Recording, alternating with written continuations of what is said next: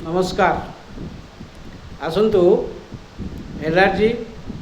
Urticaria बा अघाबात विषय जाना। एमती रोग हठात देखा दिए कहीं तार कारण कौ कौ कारण ये जिनस देखा ताले आम जाना आगे आगे हूँ ता विषय आम जाना संबंध जाना दरकार कौन प्रथम हूँ डस्ट एलर्जी गोटे होता है, फूड एलर्जी होता है एवं सनलाइट रे होता है। सूर्य रश्मि जो प्रकार एलर्जी देखा दिए से सूर्य रश्मि तेणु आसतु जाना ये एलर्जी विषय जाना पूर्व मु रणजित मंडल मंडल होमियोपैथिक यूट्यूब चैनल को स्वागत। वीडियोटी भल लगे लाइक शेयर कमेंट करने को भूलिए नहीं। आसतु दर्शक बंधु आज आलोचना करवा एलर्जी विषय बा अज्ञात विषय आलोचना कर। तो एलर्जी कौन कौ कौ कारण होता है। प्रथम हूँ आपंकर डस्ट एलर्जी। डस्ट एलर्जी कौन ना वायुमंडल में घूरी बुलूवा वायुमंडल धूलिपणा आम श्वासनल प्रवेश करे। श्वासनल प्रवेश कले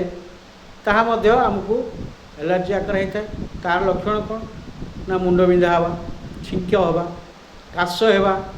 एवं श्वास रोग देखा ये जिनस देखा देता है। तेणु श्वास रोग देखा देले आम कौन कर जदि श्वास रोग देखा दिए आम ताले कौन करवा आवश्यक अच्छे आम निश्चित डाक्तर को परामर्श कर। तेणु आसतु आम जाना कौन कले यही डस्ट एलर्जी आम मुक्ति पाई। तो प्रथमे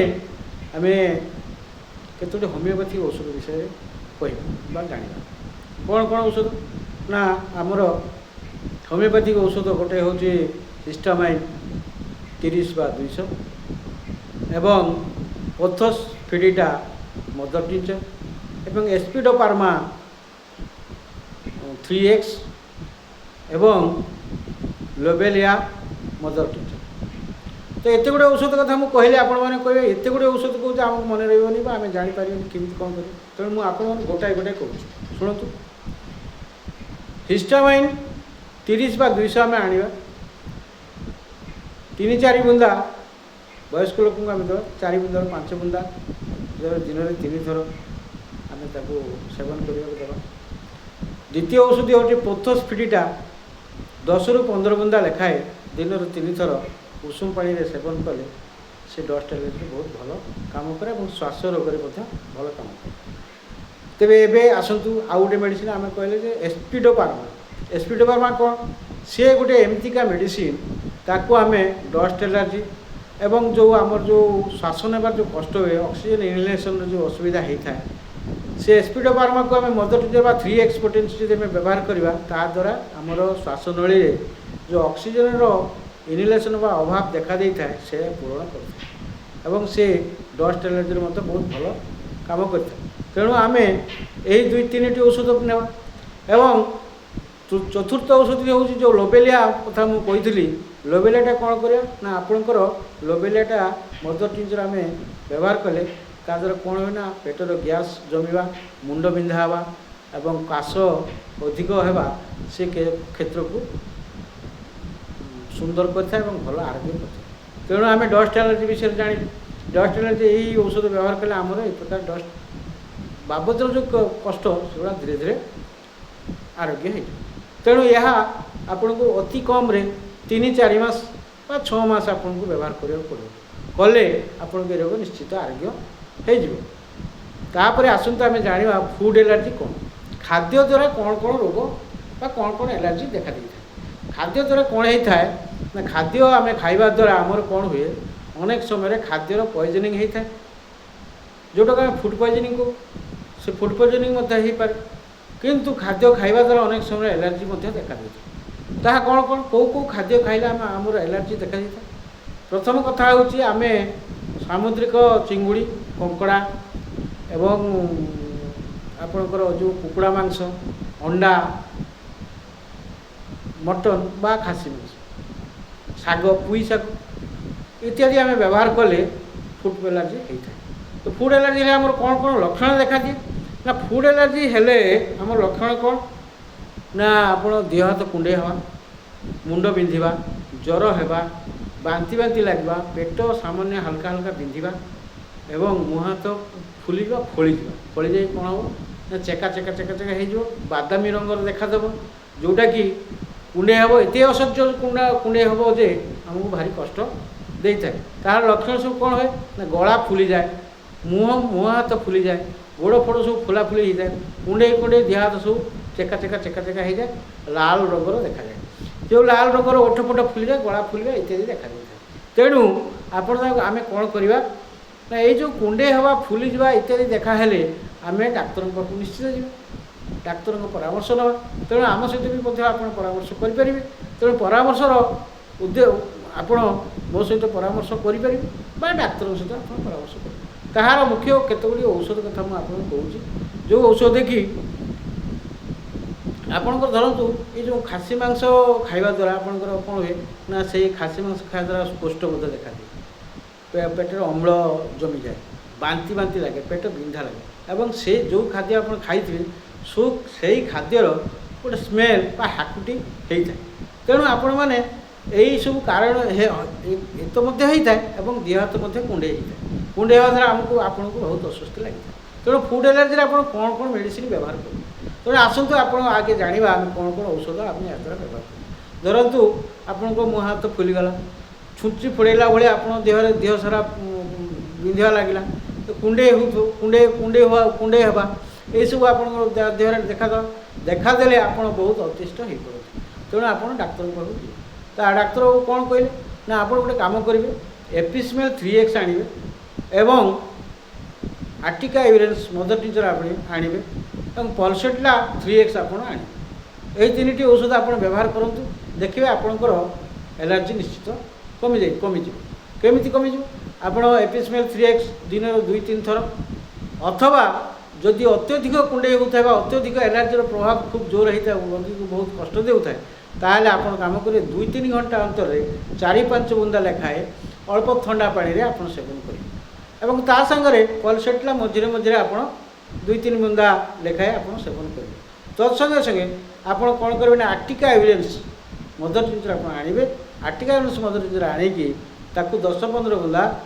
पानी में मिसेकी उषुम पानी आप सेवन करेंगे 2-3 घंटा अंतर सेवन कले आहरी भल कले आपणकर ये रोग आशु उपशम हम खूब शीघ्र आपंकर आरोग्य लाभ कर तेणु आपण यही औषध गुड़िक व्यवहार करने द्वारा आपणकर ये आटिक्रिया बा अज्ञाबात बा एलर्जी ये निश्चित आरोग्य हम कि आरोग्य हवा सहित आप गोटे कम करेंगे ये औषधर कमिगला आप औषध भी बंद करेंगे ना कौन करेंगे ना ये औषध आप कंटिन्यू करेंगे प्रति 3 दिन थर लेखाए सकाळे दीपर संध्या 3 टाइम खाली पेट रे 3 थर आप औषध व्यवहार करेंगे अंततः पक्षे जदि अल्प दिन होता है ताहले आप 2 मास कि 3 मास व्यवहार करूँ जदि अधिक दिन होता है ताहले आप अति कम 6 मास आप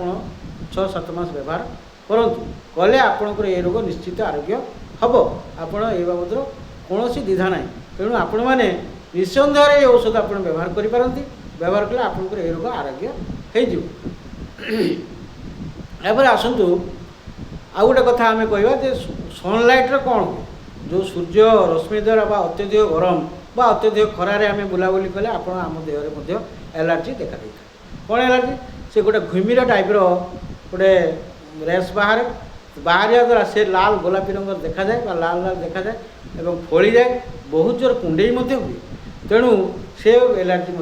देखा देता है तेणु से एलर्जी को आम कौन करवा ना तापाई आम पाखे औषध अच्छी हाइग्रोफिला नामक गोटे औषध अच्छे आप हाइग्रोफिला औषध को आप जेकोसी औषध दुकान आप आणतु आणिकी ताको आप कौन करेंगे ना 10-15 बुंदा उषुम पानी सहित दिन 3 थर आप सेवन करूँ ता सहित आप लक्षण अनुसार अन्य औषध आवश्यक हो पाए धरतु एपिस्मेल आवश्यक हो पाए बा आपणकर रस्टक्स व्यवहार करें एमती केते गुड़े मेडिसिन औषध अच्छी तेणु आपण मैंने व्यवहार करें तो सीटा परामर्श योग्य बा रोगी को देखी कहीहब किंतु एमती तो कहवा संभव नुहे तथापि आपण मानक मु आश्वासन दूसरी जे आपण मैंने यही केते गुड़े मेडिसिन आप व्यवहार कले आपणकर निश्चित यही रोग आरोग्य हो आपण मैंने यार व्यवहार करेंगे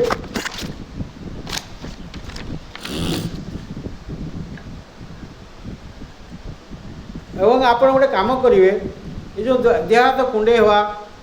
फली जा इत्यादि देखादेले आपण ता संगे नक्सबम ଆପଣ ବ୍ୟବହାର କରିପାରିବେ। ନକ୍ସବମ୍ ଖାଇଲେ ମଧ୍ୟ ଆପଣଙ୍କର ଗ୍ୟାସ୍ ଦୂର ହେବ, କୋଷ୍ଠ ପରିଷ୍କାର ହେବ, କୋଷ୍ଠକାଠିନ୍ୟ ଦୂର ହୋଇଯିବ। ତେଣୁ ଆପଣ ନକ୍ସବମ୍ 3x ମଧ୍ୟ ବ୍ୟବହାର କରିପାରିବେ। ୟା ସାଙ୍ଗକୁ ଆପଣ ଆଣ୍ଟି ଆଲର୍ଜି ଭାବରେ ଯେଉଁ ମେଡ଼ିସିନ୍ ଆମେ ଆପଣଙ୍କୁ କହିଥିଲି, ଆଣ୍ଟି ଆଲର୍ଜି ଔଷଧ କ'ଣ ନା ଆଣ୍ଟି ଆଲର୍ଜି ହିସାବରେ ଏପିସ୍ମେଲ୍, ଆପଣଙ୍କର ଡାଲକାମେରା, ନେଟ୍ରାମସାଲ୍, ହିଷ୍ଟାମାଇନ୍, ରଷ୍ଟକ୍ସ ଏମିତି କେତେ ଗୁଡ଼ିଏ ଔଷଧ ଅଛି। आमे मध्य से औषध व्यवहार करूँ सेटा को क्षेत्र में आम व्यवहार करूँ ता मध्य आपण मान पाखे आलोचना करुँच।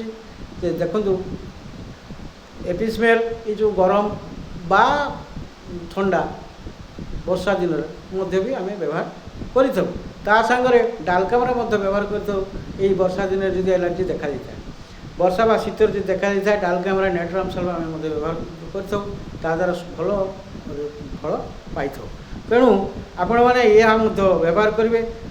व्यवहार कले निश्चित रोग आरोग्य हम